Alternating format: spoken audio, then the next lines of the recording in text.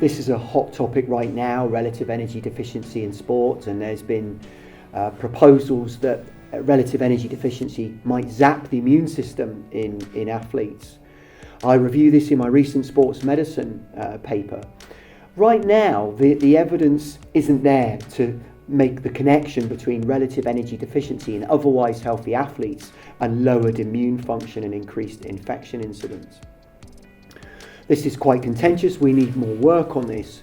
And the evidence from the mainstream literature in nutritional immunology is instructive on this.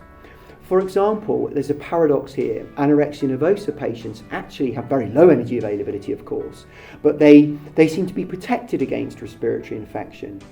And even more intriguing is anorexia patients seem to report increased infections of the respiratory tract upon refeeding. Also, we know that patients with kwashiorkor, severe protein energy malnutrition, their immune system is pretty good until they get into the advanced stages of protein energy malnutrition, when they first lose their cell-mediated immunity, and then in the really severe stages lose their humoral or antibody immunity.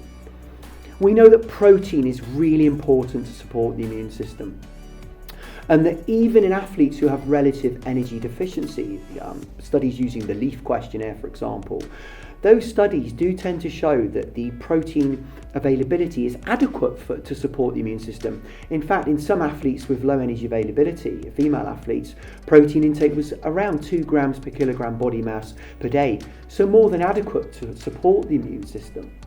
But we certainly, need more studies to better understand whether relative energy deficiency in sport does subtly, in the long term, lower immune defence in athletes.